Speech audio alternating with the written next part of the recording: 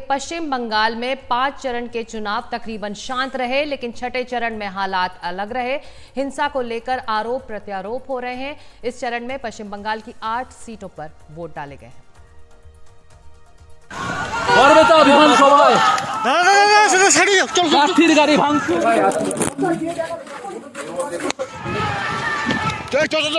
शोर शराबा, हंगामा और पत्थरबाजी।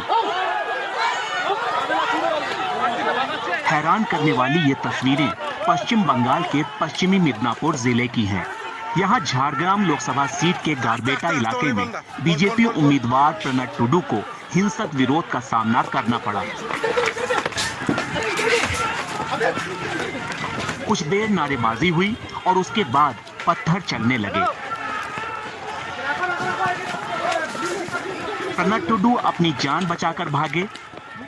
उनका एक सुरक्षाकर्मी घायल हुआ। बीजेपी का आरोप है कि हार सामने देख टीएमसी हिंसा का सहारा ले रही है। टीएमसी जहां हार रहा है, हिंसक होकर के वो आक्रमण कर रहा है, प्रभावित करने के लिए प्रयास कर रहे हैं वोटर्स को। पोस्टल वायलेंस में काफ़ी हिंसा हुआ था, हिंसा होता ही है, और इस प्रकार डराते हैं लोगों को, तो गए तो उनको भी टारगेट बनाया गया। टीएमसी का कहना है कि प्रणत टुडू के गार्ड ने एक महिला से बदतमीजी की थी, जिसके बाद लोग भड़क उठे। पश्चिमी मिदनापुर जिले की दूसरी लोकसभा सीट घाटल में भी जमकर हंगामा हुआ।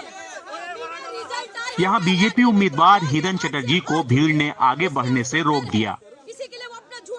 बाद में सुरक्षा बलों ने मोर्चा संभाला और हालात सामान्य किया।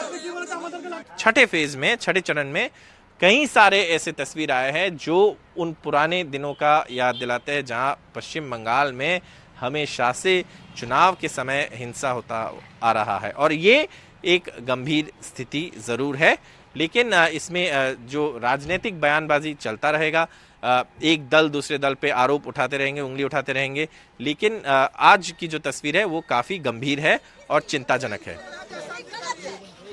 Saurabh Gupta, NDTV India.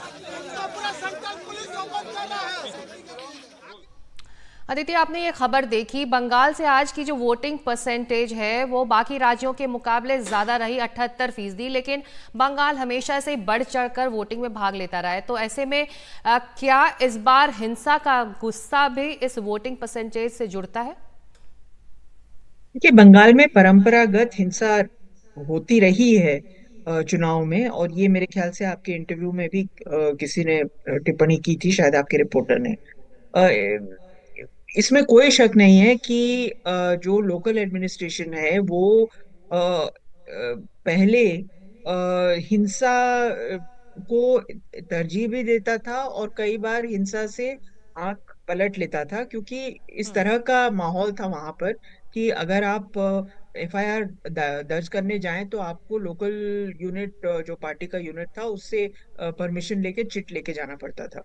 तो मेरे ख्याल से हिंसा कोई बड़ी बात नहीं है, और ये तो संयोग है और ये खुशखबरी है कि वहां पर बहुत ज्यादा लोग घायल नहीं हुए हैं।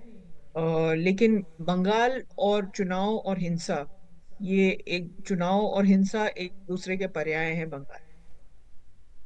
जी अमिताभ, शिवेंदु अधिकारी का गढ़ है कांथी तामलोग, आज वहां वोट पड़े, यानी बीजेपी क्या अपने वोटरों को घरों से निकालने में कामयाब रही, ये माना जाए या अंदाजा लगाया जाए इस वक्त?